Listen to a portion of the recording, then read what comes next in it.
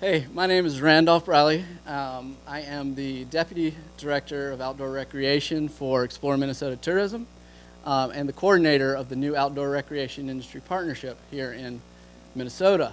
I just want to thank everybody for coming out today to explore this topic with us, with these awesome experts in the various segments of the outdoor recreation industry. We'll probably do a few minutes doing some introductions. We'll go down the row, do some introductions, and then I've got some questions. If I look at my phone, it's not Instagram. It is questions that we've got to ask, and then we'll open it up for conversation because this is kind of a back and forth. Hopefully, you all will have some questions for these panelists today. But first, I wanted to take just a brief moment, a brief point of privilege, just to kind of introduce the Outdoor Recreation Industry Partnership, since it is a new resource in the state, and just make you all aware of what that is before we jump into the topic, which is basically the collaboration. How do the various segments of the outdoor recreation industry collaborate with one another to build and grow a strong Minnesota outdoor recreation economy? And so the Outdoor Recreation Industry Partnership was created this spring. We signed a memorandum of understanding between the DNR, the Explore Minnesota Tourism, DEED, which is the Department of Employment and Economic Development, and the IRRR, which is Iron Range Resources and Rehabilitation. We signed that MOU based upon a report that we received from the Minnesota Outdoor Recreation Task Force that spent about 16 months asking the question, does Minnesota need an office or an entity to focus on the outdoor recreation economy? And if so, what would that office or entity do? What would they focus on? What would their goals be? Hansi was one of the members of the task force. We might have a few other members in the room as well. But we basically took those recommendations and formalized them via MOU. Our mission is to grow Minnesota's outdoor recreation economy, and to really do that by focusing on community, really focusing in on two questions. How does a community want to recreate, and how can we support that community in achieving their goals with regards to recreation? And we define community really broadly. It can be a handful of folks in St. Paul all the way up to an entire region of the state. And so that's the goal of the Outdoor Recreation Industry Partnership, and we really wanted to have this conversation today focused on Minnesota's outdoor recreation economy and the industry that plays such a role in that. And there's really three segments of that economy that everything is based upon, and any success in that economy is based upon the work of these three segments working together. That's the public, the private, and the nonprofit sectors. And so we've got panelists up here from each of those segments to discuss basically how they worked in the past, how they hope to work together in the future, give some ideas and thoughts on ways that you can work across sectors of the outdoor recreation economy and continue to grow this amazing a space that we've created here in Minnesota and continue to grow here in Minnesota.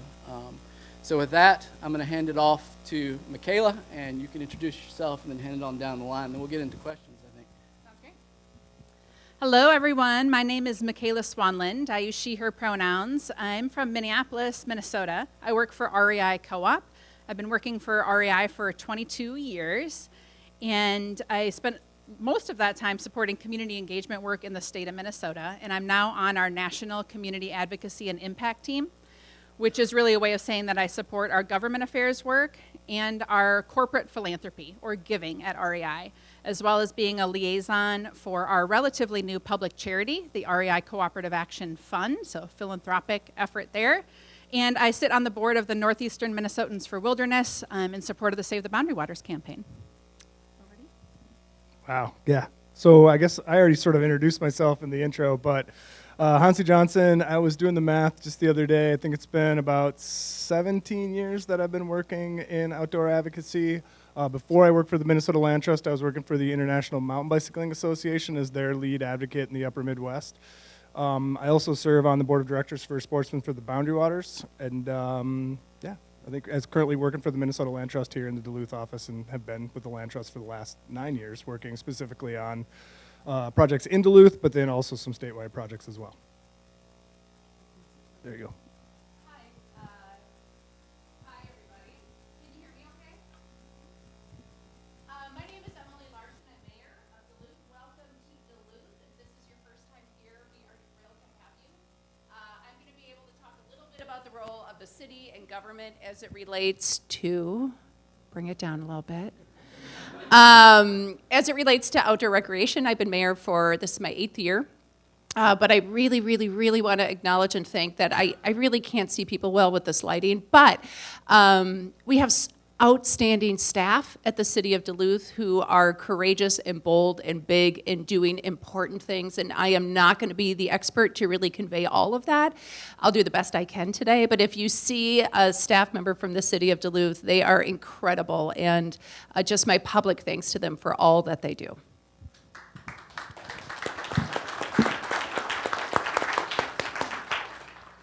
Quickly, right before we go on, I did want to acknowledge everyone that's in the room as well, because I really think that the two most important factors in growing outdoor recreation opportunities in the community and growing the outdoor recreation economy are the champions that we have for that work, and which I think most of you are champions for that work. I see most of you as champions for that work. And the three industry segments working closely together. Those are the two main ingredients you need to really grow an outdoor recreation economy. So I just want to thank everyone that's here as champions and for your work that you do every day in this space. Hey, I was going to break in and also just say, originally Claire Wilson from the Loppet Foundation was going to be sitting in the not-for-profit spot where I'm sitting now. Unfortunately, there was an accident with a staff member who is in the hospital, so Claire couldn't make it. So that's why I'm sitting here, if there's a question about that. So we wish good wishes to Claire.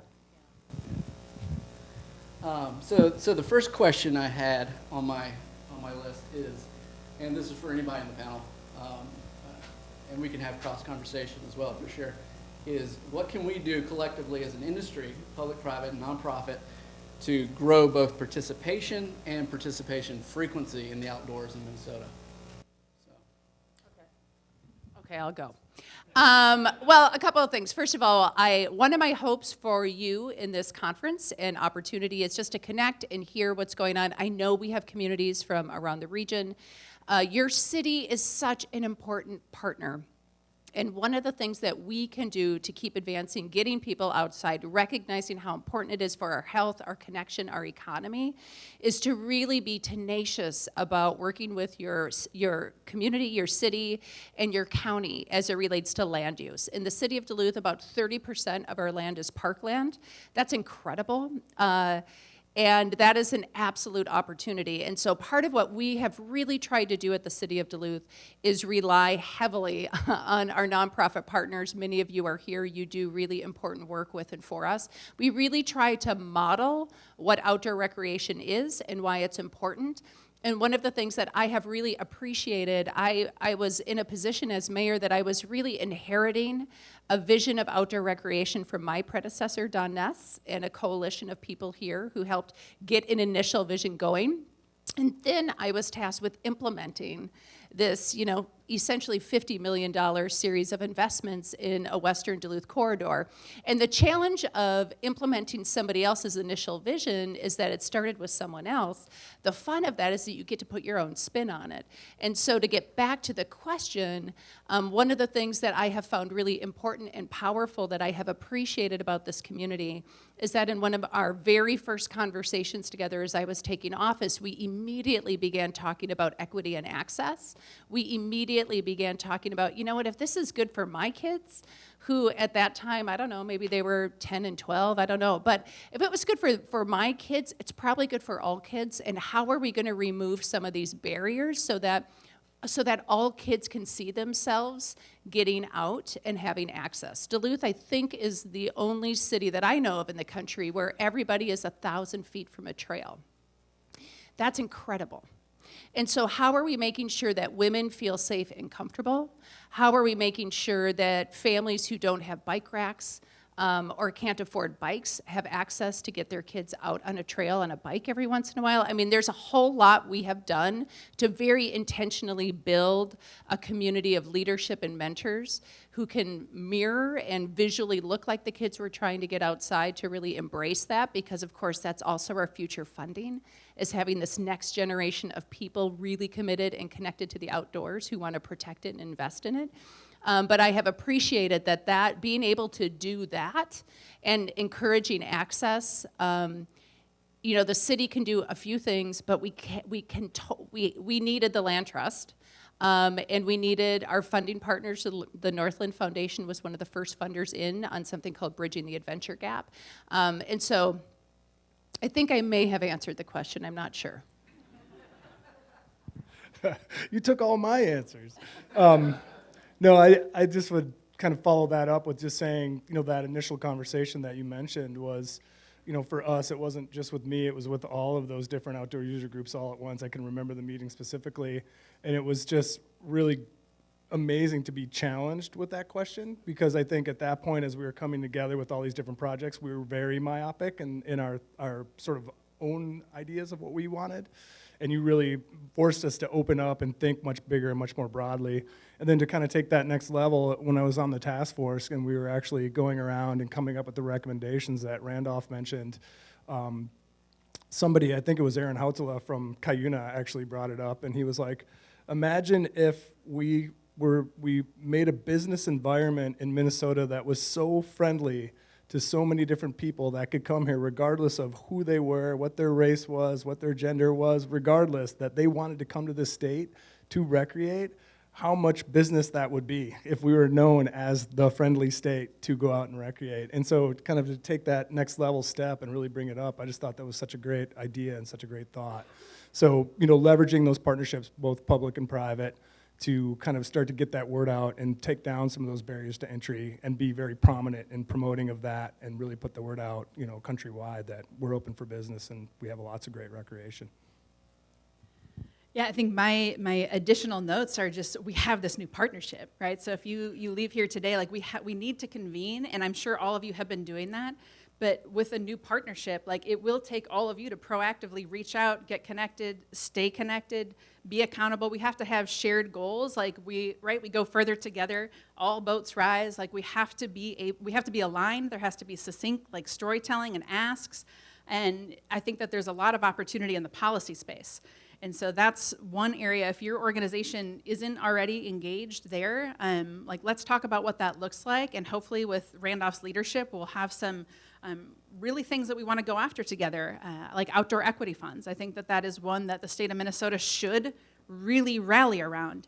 And probably all of you know this, but it's a narrative that we have to continue to push, that like spending time outside is not a nice to have.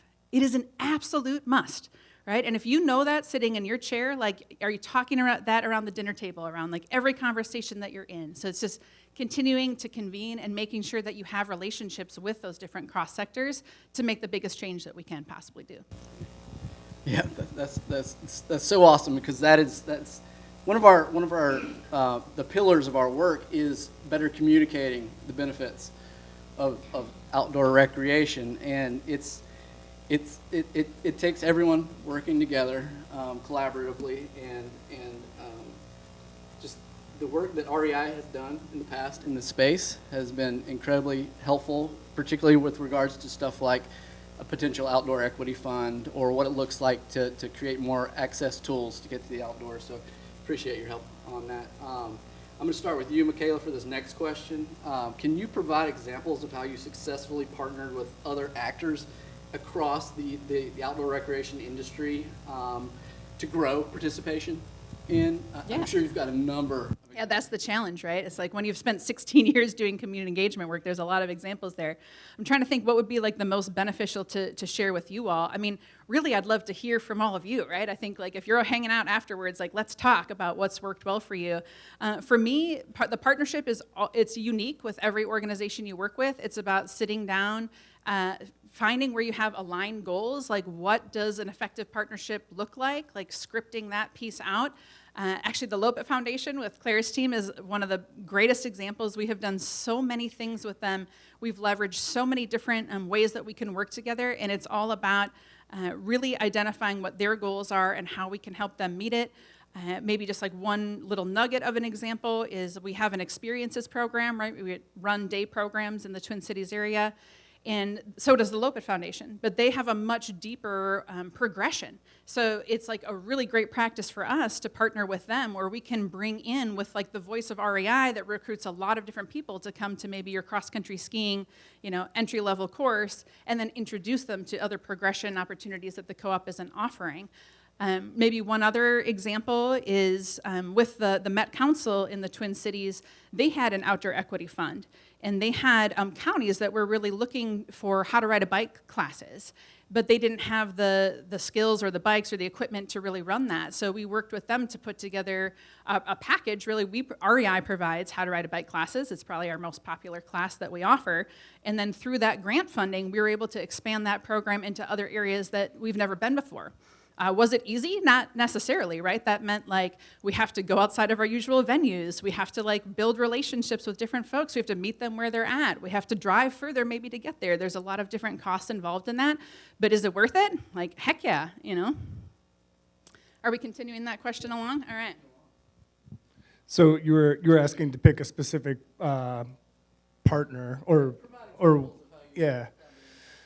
So I can think of, again, a bunch of different versions, both from the Land Trust, but also from IMBA. And just to take it out more into the general world, I think, working to really partner more with the private and trying to figure out how to pull business into a lot of the different work that I've done.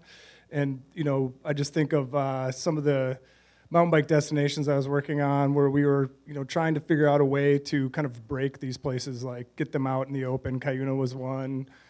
Copper Harbor was another, and it was really, how could we get that word out? We were these small not-for-profits. We didn't have the ability to really tell our story and really generate that, but we really found that our private partners in the bike industry were looking for similar things to do. They needed to promote a product. We needed to promote a place. So we started to talk more about how we could share that same idea to get that out. So we would figure out how we could do a bike promotion for one of the companies, but also use that as a way to, kind of highlight the place itself and really kind of leverage both. We both had needs, and we could really leverage the private side to actually get that word out and just get it out more generally. So we gained a lot of attention by doing that. And I think really understanding how the private, not-for-profit world can start to really scratch the back of the for-profit world and vice versa, and both kind of, it's a win-win for both if you can work it out. Okay, I don't quite fully remember the question, but I'm going to answer something else anyway, Randolph. So I've just been sitting here thinking about how really land use is really complicated, and land is complicated. There is a rich, complex story of our land. And one of the things that we are charged to do, we need land to do what we're talking about.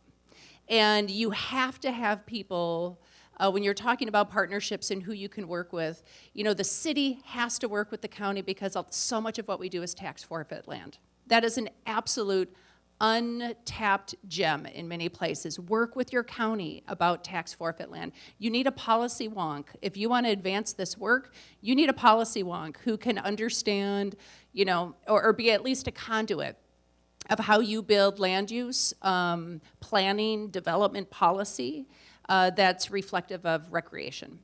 I have found even very basic things, like when I was first getting to know Hansi, like mountain biking was all dudes. It was all dudes. And I loved the idea of it, but I am socialized that that's not safe space. That's not comfortable space.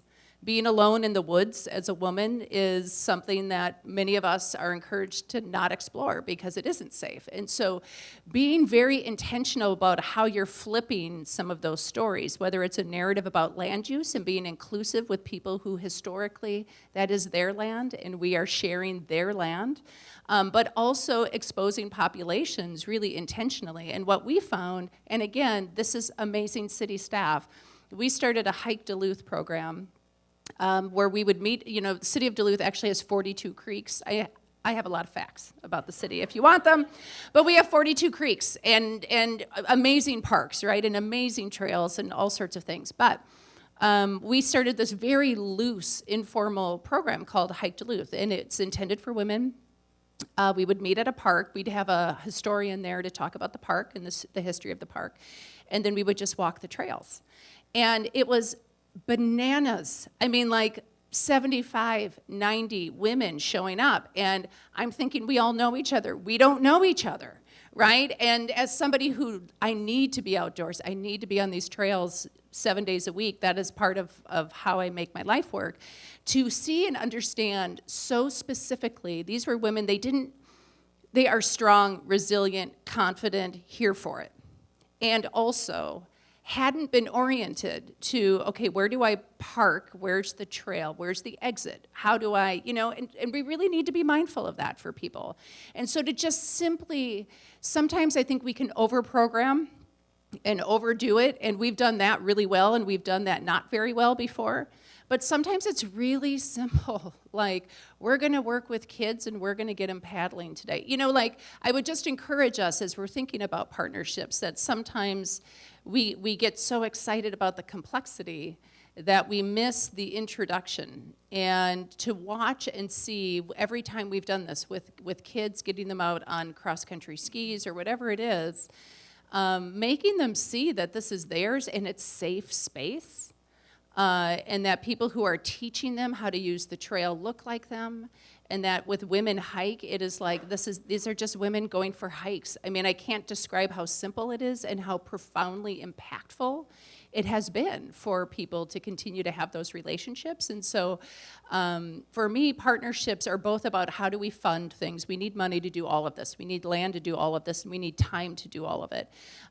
But we have to be thinking about not what is this experience like for me, but what might this experience be like for somebody else? And what is my responsibility to either remove barriers or to create a sense of welcome and safety for people to feel like, okay, this is now my space too. Thank you. This question's for you, Mayor. Oh, great. And so you just keep the mic. I might answer it, I might not. You might. It's basically, what is Duluth's vision for I think you just explained it. What is Duluth's vision for outdoor recreation opportunity, and how have you translated that vision into reality as it is today? Well, people have to see themselves in it, right? The thing about a vision that's so awesome is it's not a project, it's not a singular trail, it's not one hub, it's the whole thing. And so the evolution of Duluth having a vision is based on conversations that well predated me, and many of these folks, and including Hansi and our park staff, were the ones in that room and leading that. But the vision is really about how do we create a sense of place, a sense of belonging, a sense of connection to the outdoors, and a sense of connection to this community using fully the outdoors as the way to do that. And the initial way that was developed was really ad hoc, informal, and thank you to the Superior Hiking Trail, which has always been here. And thank you to COGS. That was one of the first additional trail development groups for bicyclists and cycling, mountain biking. But the real catalytic moment, I was a city councilor at the time, is we passed a provision, I think it was like 18, was it initially like 18 projects in the West Duluth corridor? 27, 18. It turned into like 39.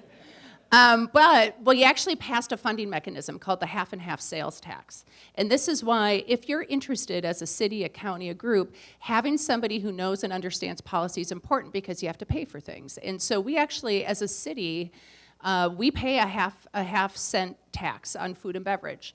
Thank you for buying into that this week while you're here. But that goes into the West Duluth corridor. Now, this last year, we made a policy shift from that original policy to apply it citywide to parks and to citywide parks facilities. So I say all of that because our vision is about having an expansive sense of place and sense of pride in our outdoors, using our outdoors, but that only works if people see themselves in it. It only works if people feel some stewardship over it, that when something breaks, they're going to volunteer, that when there's an event, they're going to give money. I mean, that's how this works. And so you have to constantly be talking about narrative and audience broadening and audience inclusion so that people are, they feel some real ownership over that experience and they're protective of it. And they want to protect that for someone else who's going to love it just as much as they do. Before we go on to Hansi, next question's for Hansi. Oh, good. It says Claire on here, but Okay. All right. Let's see what I can do. I just wanted to flag one thing that I remembered that Mikaela said earlier on, and I completely lost my train of thought because you all are so intimidating, and I am not Kathy Wurzer. But one thing I wanted to flag, because it's so important to take away from this room, is with regards to outdoor recreation and the importance of outdoor recreation. I want folks not to use the terminology outdoor recreation as an amenity anymore, because outdoor recreation is critical infrastructure. Everyone has the right to do it. It's one of the reasons we signed and passed the Minnesota Children's Outdoor Bill of Rights. It's critical infrastructure. It should be way up there on Maslow's hierarchy of needs, and that's really our message: is how important outdoor recreation is. And you mentioned that in one of your things. I just wanted to flag and highlight that real quick. So for Hansi, what is Minnesota Land Trust's approach to developing and maintaining partnerships with the private sector in particular? Ooh, okay. Well, first I want to follow up on something that you said and just take it one step further, and then I'll get to that. So you had just mentioned, the work that was being done to sort of open it up, and you missed one key thing that I think you're doing in your administration, which is definitely worth recognizing quickly, is we had talked, I think, earlier in the intro about the Adventure Gap meetings that we were doing, and as the Duluth Area Outdoor Alliance, we had tried to sort of take that on, and we created a group called Youth Outdoors Duluth, which was another not-for-profit, and it's a long story, it didn't work. But what did work was how the city then did pick up some of those recommendations and started doing programming around getting these kids outside. So I can't speak to all the programs. I can see Jess out there in the audience, but the city itself has its own bike fleet and is actually taking kids out and doing programming and actually getting these kids outside. So not only were you making that available, you're actually now taking it to them. So I think that's super commendable, and just wanted to kind of take it one level there. So as far as how we look at partnerships with the private sector, I can relate. I wear many hats at the Land Trust. I'm also working on some other engagement programs. So there's a different criteria for some of the partnerships in those, but in direct regard to outdoor recreation specifically, I kind of had mentioned it already. I'm constantly looking around for partners that have sort of shared values and the same ideas as far as their, REI is a great example of really truly trying to make a difference and get more types of people outside and really truly have an altruistic motive as to how they're working with the outdoors. Patagonia's another one. Patagonia sponsored this event as well. And just really trying to, work with them and come to that point where we both sort of have a win-win situation when we're about to enter into something, and then thinking about long-term goals. So really trying, this summit is a great example just on how we were trying to actually go out and find partners who we know we can work with for a long period of time and can stick with us through this journey and keep to not only grow this summit, but also work within the community as a whole. So it's really not just jumping on the first one that offers you a check, but really trying to figure out who wants to be in it for the long haul and can truly walk the talk. So Mikaela, this one's for you. What are some of REI's top priorities to get more people outdoors, and how does a national brand like REI achieve the impacts at the local community level? So this is where my heart just starts getting super excited. I'll try to keep it concise. The top priorities for the co-op right now, we have a new initiative that we call Outside in 5. And it's really an acknowledgement that 100 million Americans do not have access to nearby nature. So when REI closed our doors on Black Friday for the first time in 2015, the busiest shopping day of the year, and we really challenged people to, instead of waiting in lines, to opt outside, right? And then it's and opt outside every day. And so today we're acknowledging that it's actually not easy for everyone to opt outside. And that's a really big problem that we have here in America. And so we have, so outside in 5 is meaning like every American should have the right to be within some outdoor green space within 5 minutes of where they live. And so how are we going to do that? We've developed a policy playbook. It's really not about REI doing it, right? It's REI's voice. We have 23 million members. We are in 186 stores across the country, so there's a lot of opportunity to amplify what communities are already doing, what historically marginalized communities whose voices haven't been heard well over time, that we can help lift those up. And so I encourage everyone to check out that policy playbook and really think about what does that mean for your organization? How can you show up in that space? For us, it's really identifying a few key areas to lean into. And one is that nearby nature, right? Like nature close to home. That's like tree canopy and park equity and green schoolyards. Another is safe sidewalks, bike infrastructure, multi-use trails. So how do we look at different types of complete streets programs and really investing in bike infrastructure across the country in areas where we have REI and beyond, right? It's about the entire country. The other is really about enabling a sense of belonging in outdoor place, and the need for humongous conversations around outdoor equity. And that one, there's a lot of depth in, but we mentioned kind of the outdoor equity funds, that's one component. Also establishing and protecting culturally significant outdoor spaces. Environmental education for all, removing barriers of access to gear, and so on. And so I think that those are REI's top priorities. That is different from what REI has done over time. We have had a really strong, since the co-op started in 1938, of investing in places we love, and we will continue to do that.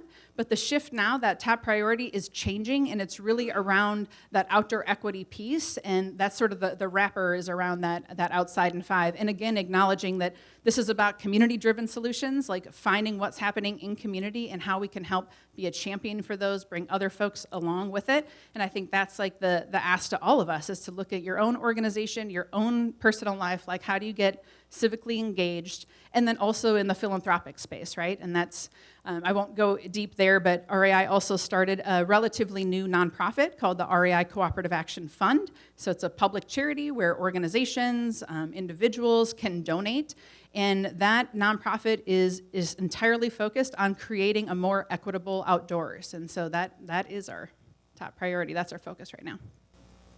Awesome. Well, we've got one more pre-baked question for the panel. I feel like it's the most important question for the panel, and I kind of hit on it earlier in the conversation. So this is the last question that I've got. So if folks want to get their questions ready to go forth and ask this panel.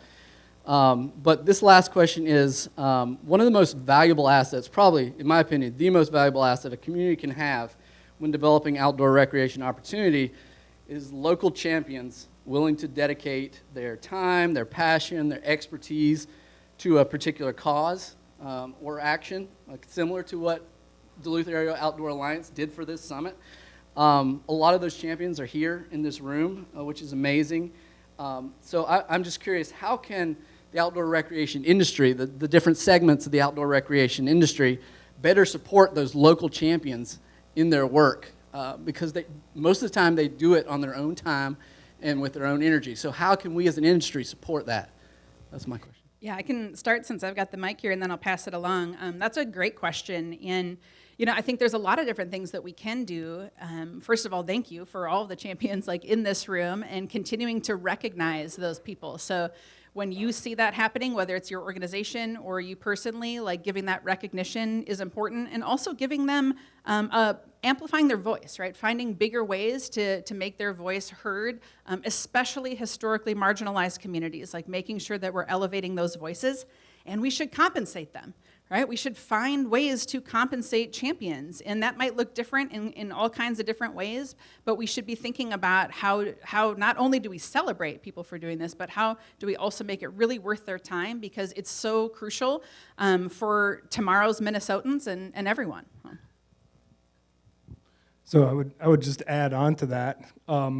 for me, and working in this space and working with these champions, both when I was working in mountain biking and now with the Land Trust, what I've really found is you have a lot of people that are engaged.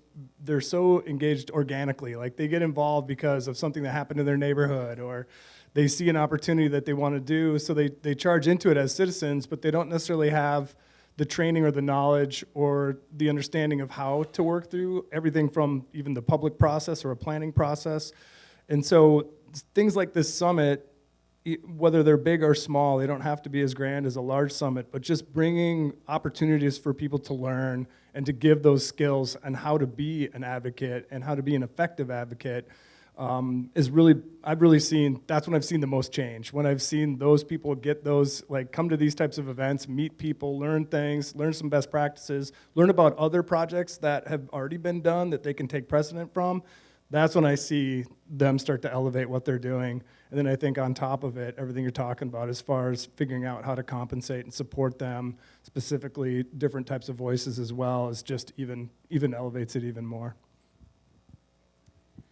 So I think two things. One is a community needs to figure out their why on this, and you all need to agree that that's a shared why. And what I would recommend if we were just starting this in Duluth, I would say, let's get these outdoor groups together. Let's agree to what our goal is. Let's have every single one of our boards adopt that same goal, that same plan. And then let's bring this forward and see if the Parks Commission can adopt this too. Like to literally build in some strategy. And your why can be a bunch of different things. One of my whys and my passion around about this is I want our future generations to feel that this is something that's important to them. I want them to want to invest in our national parks. I want them to protect our water and our resources. And so we have to get younger people connected to that. So I think finding out your why is really important. And then I think also, don't overlook the details. I mean, I think like literally parking. Think about parking. People won't go someplace. I can't tell you how much I have to talk about parking. It's crazy. No one told me before I was mayor I would talk about parking every frickin' day, but we do in some way because you go through it in your mind. I know where I'm gonna park, I know where I'm gonna pull my bike rack down, I know where I can put on my ice climbing gear, I know I can use the bathroom. I mean, thinking through those details are really, really important. And so I would say find out your why and share it. And maybe it's a selfish why. We wanna bring more visitors here. We want to grow business for the coffee shop. It doesn't matter what the why is to me. Y'all just need to figure out what that is. And then I think through the actual mechanics of the experience. You don't need a hot shower afterwards, but people want to know that there's like a quick trip where they can fill up a water bottle or whatever it is. And so those things are actually really, really important. And then finally, I'll just say, if I may, I want to tell this really quick story, and I don't think my friend Sandra is in the room. Is she, Eric? Okay. Well, I went, so I do love to mountain bike. I'm really bad at it, but I love it. Really full-on dedication in my slow-mo bike situation. But anyway, I go and I bike often, well, a couple times a summer with a bike group. Devo is the cycling group for kids. It's a group, my own kid, I think one of them went through it. At any rate, I go with the girls group. So I show up one day, my friend Sandra's the coach, and I show up at Spirit Mountain. We're at the bottom of the hill, and I'm like, okay, what are we doing? And she's like, we're gonna bike up the ski hill. I was like, oh, like hell. No, I am not doing that. But I can't say that. There's a bunch of girls here, and they're like, we're gonna bike up the ski hill. So anyway, point is, slowly but surely, we started going. And we turn a corner, we get to a berm, and these girls were amazing. And they're like, you can do it, Annabelle. You can do it, Claire. And then they're turning the next berm. I did it. It was so incredible. It was amazing to see this spirit, this connection, this adventure, this joy. And that's how you do these projects. You start at the bottom, and you're like, hell no. Because I see where we're going, and I am not up for that challenge. And then you get started, and then you're in it, and you're in it, and you're in it, and you get to the top, and then you get the fun part of going back to the bottom. Awesome. Well, we're out of questions up here, so hopefully you all have some questions you'd like to ask the panel. And you want to pass the mic around? Looks like we got one over here. Where are we going? There we go. Sorry, I need to get out of the light. Hi. I hear you talk about partnering with like the big corporations, for support and everything, and then developing the nonprofits and the city programs. What about our small businesses, the locals that are, dedicated to getting people outside, teaching things, but are not the not-for-profit? Where's the support to help those businesses be sustainable and long-term in our community?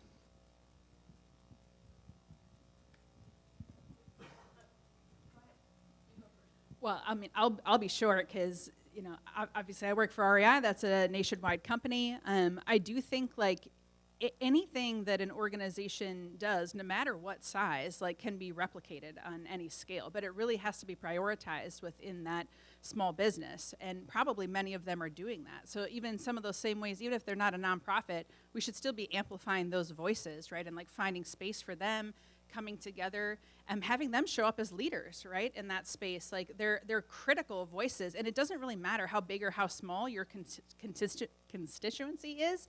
Like there is power in that. And so making sure that like you're leveraging your small business in trying to make that effective, like that kind of convening and coming together. And I do think that's a really great opportunity through the partnership, right? Like through, I'm going to get it wrong, Minnesota Outdoor Recreation Industry Partnership. Yes.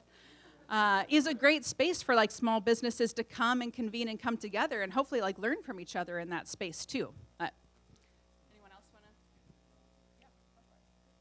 to? I was just going to say, I think it's an opportunity for small businesses to brand build. So, really thinking, and I've seen it before. I mean, actually, when Bent Paddle started, it was a very small business, but Bent Paddle got in on the ground floor with the outdoor, kind of movement happening in town, and they really built their brand with that. So I think really trying to find, if you are an outdoor-related brand, if there's a club or organization in town that's a not-for-profit that you can start to work with, volunteer with, and start to elevate your brand through that and keep building it from there. I think that's a really great opportunity. Yeah, just real quickly, I will say, outdoor people are very loyal people. Right? By nature, we're deeply loyal. We are into what we're into. And so I actually, like when we do things here, we often start with partnerships with our smaller businesses or our entrepreneurs, because not only are they already loyal, it is that cross-branding, right? I mean, if you're an independent bookstore, have an outdoor book club, I guarantee people will go nuts over it. I mean, it's just things like that. There is so much interconnection and cross-loyalty you can build that isn't even around a brand or selling, but it is about sustaining and seeing each other's success in that, so that like when I'm done going on this paddle, we always go out for this beer, right? Like it's just, you build the loyalty in and the loyal experiences in. And when we start doing stuff like that, we always start with what may be considered the smaller businesses, but they're actually the biggest supporters. Want to add real quick, sorry Mikaela, but small business is the bedrock of the outdoor recreation industry, and when a small business goes away, we feel it, and so for example in the metro where I'm from, a business like Midwest Mountaineer closing shop, we feel it not so much in the availability of product, but in the community that was centered in that organization. And that's I think one of the most important parts of these small businesses in the outdoor recreation industry is that community building aspect that they can do. And just looking at all these states across the U.S. that have set up offices of outdoor recreation or something similar like this, looking at places like Colorado, Montana, Wyoming, they all have developed grant products from the state targeted to small business outdoor rec.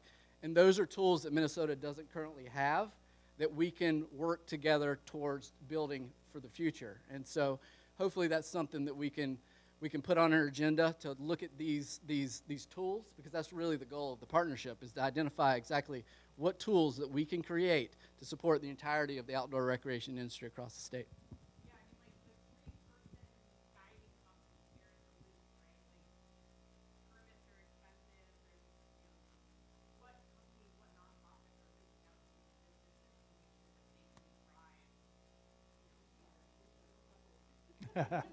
Yeah, and I think it's also, yeah, yeah. I was just gonna add to that, but I think it's also your responsibility to reach out to those organizations as a business. But one other thing that we've always wanted to do and haven't seen happen here in Duluth specifically is a small version of what you're talking about, which is a small business group that's outdoor related. So a little trade association, if you will, that's Duluth-based, and you have the Romp Bags of Duluth and all these other different small companies that could be a part of that, and now you're starting to magnify both your own brand, but also Duluth as a brand as well.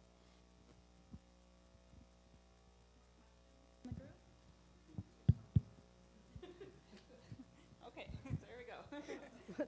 Hi, so I am new faculty, University of Minnesota Duluth. Brand new to Duluth, so that means I get to ask questions that maybe other people have asked before. But I'm curious what role you all see education in playing in all of these things, and maybe workforce development, or what could education be doing better to support the outdoor industry?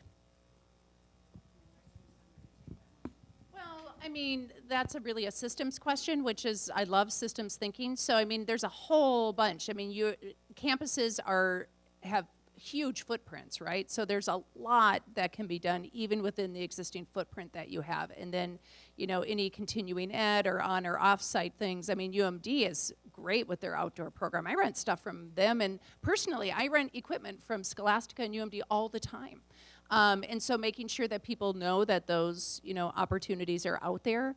I think colleges and universities are in a really exceptional, trusted position to host speakers and to host challenging conversations. If you think about places that people universally trust, libraries and colleges and universities are some of the few places that everyone will go. We all agree that those are, spaces and places that everyone can feel comfortable.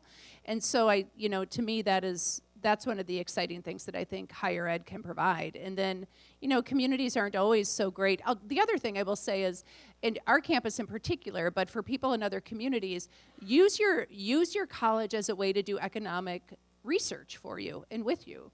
We do have a school of economics, a business school here that does research on all sorts of different projects. I guarantee you have a high school program, you have a visiting professor, you have somebody in your networks, you may not know that yet, who will love to do some of this research with you.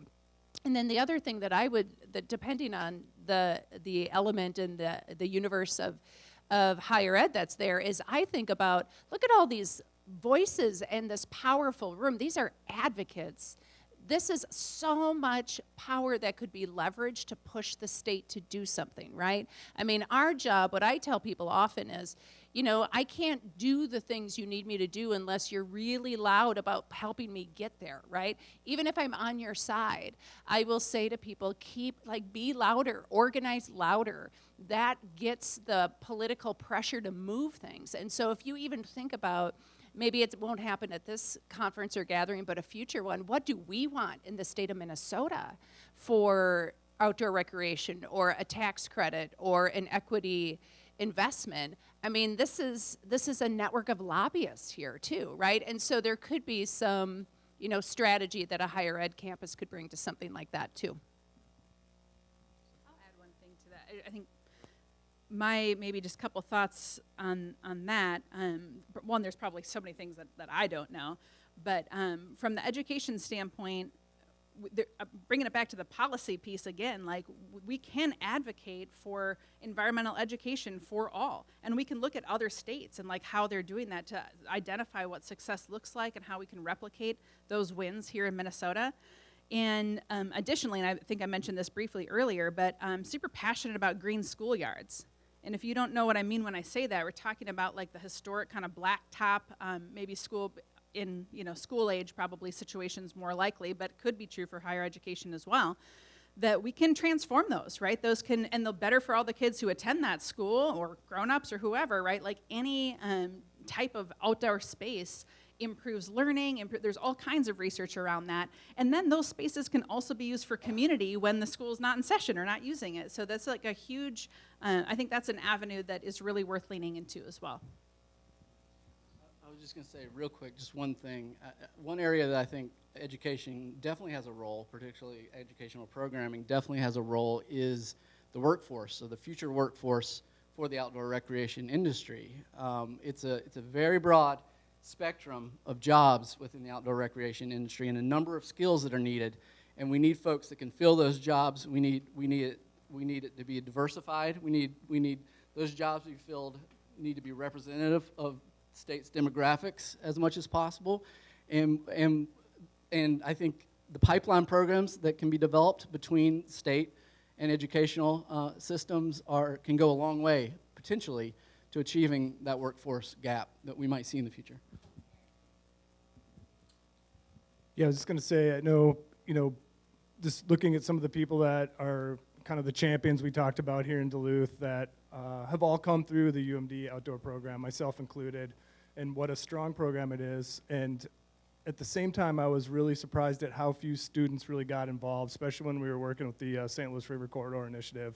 It really felt like UMD was sort of an island up there, and we had this amazing opportunity, the public process, and to learn about the public process and to get involved, and there was very few students who were actually coming and get involved with that. So I think really trying to tap into what these different not-for-profits are doing around outdoor recreation in the city and getting the kids involved would be such a huge step forward for us, because we're seeing it age out, right? We aren't seeing the younger generation come in as much, and we need to figure out how we can really engage them and get them involved. So I would love to talk to you about that for sure.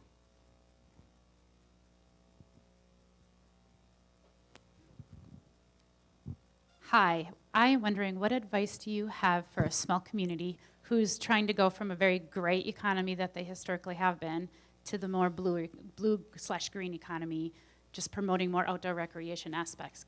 We live just down the road in Ashland, Wisconsin, and so we're very tiny. We're on the lake, but we're definitely not Duluth. We don't want to be.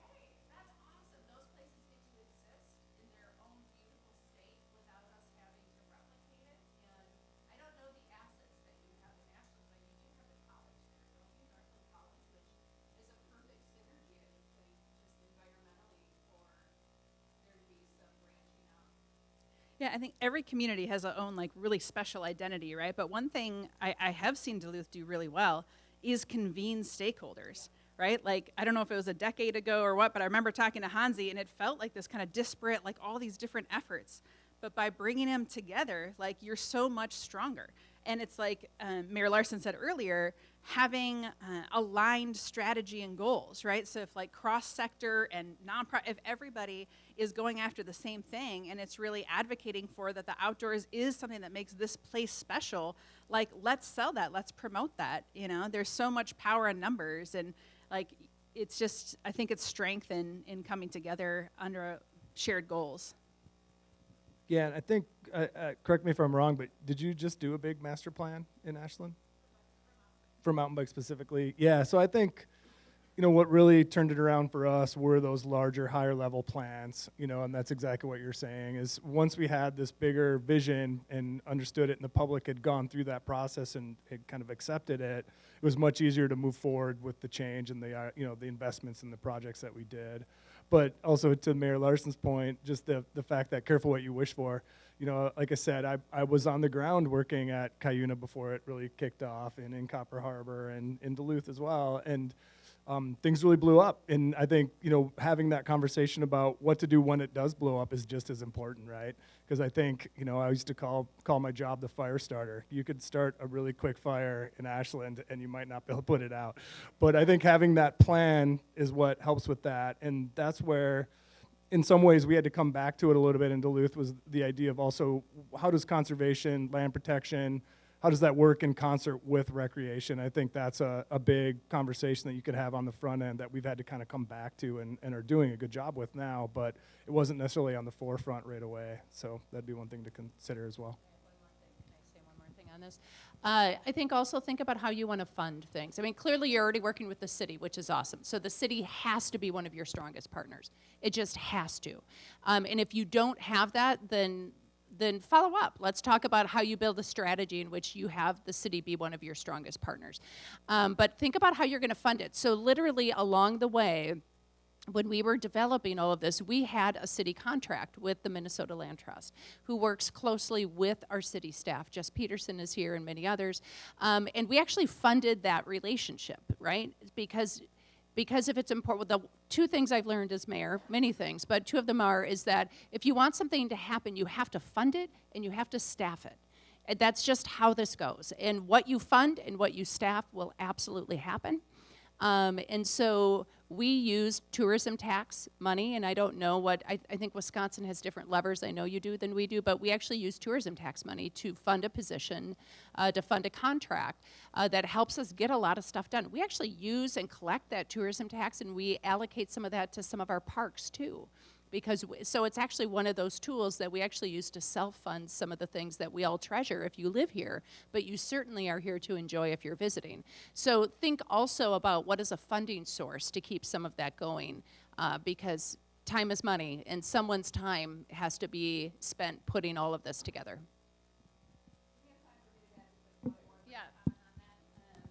Maybe this is just obvious to everyone here, but community-driven solutions, right? Like you have to ask your community what they want.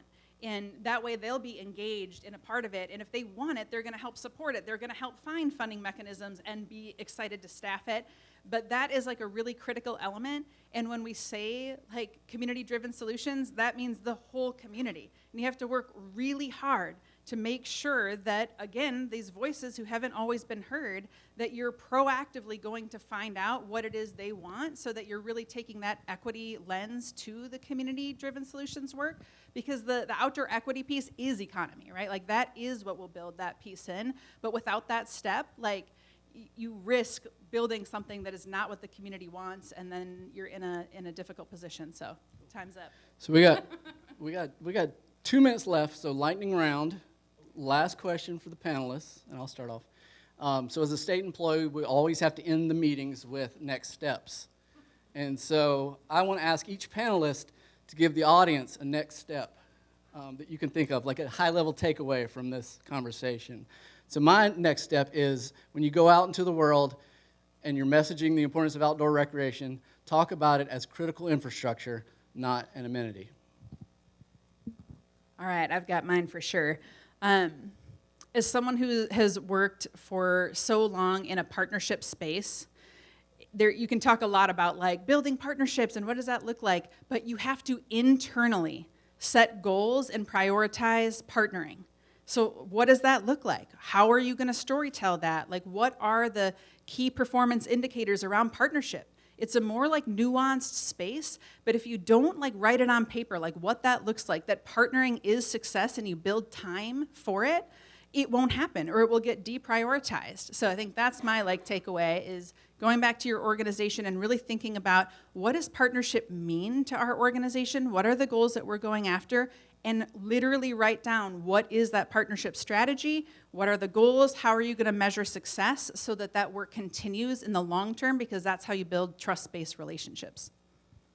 Okay, Hansi wants to go last, which I love. Now we're all on the edge of our seats. I will say you're telling a story, so get a storyteller involved. I've already talked about policy and money and all the things. Make sure you have a storyteller. And if you think about and here's why, when people come to my office and they're advocating for something, they want money or they want something, I will always stop them and say, we can, I'll look at those facts, that's great, we can Google that, we can do that. What's your story? Why are you actually here? Why does this issue matter to you? I don't care if it's a business, diabetes, outdoor, it doesn't matter. Why are you actually in my office? It's not because of these facts, it's because something right here.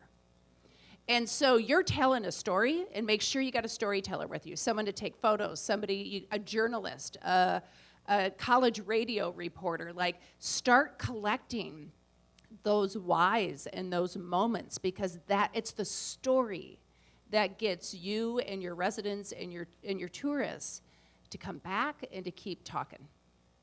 So I would just go with dream big, and it sounds kind of cheesy, but you know, in the early days of the Duluth Traverse, there was a moment when I was literally coming to some of the mountain bike meetings, and I was like, we should build a trail from the farthest side of this side of town to the other side of the town, and everyone told me it would never happen, it couldn't happen. And it happened, but then on top of that, we started thinking bigger as a community and what we could do with all the other outdoor recreation amenities. And same thing, people were like, it'll never happen. And we did do it. We raised all that money. We pulled everybody together. So I think when you're thinking about your projects, when you're thinking about your community, don't hold anything back. Don't tell people that you can't do it. Figure out what you can do and compromise to get to where you actually can get. So that would be my next step.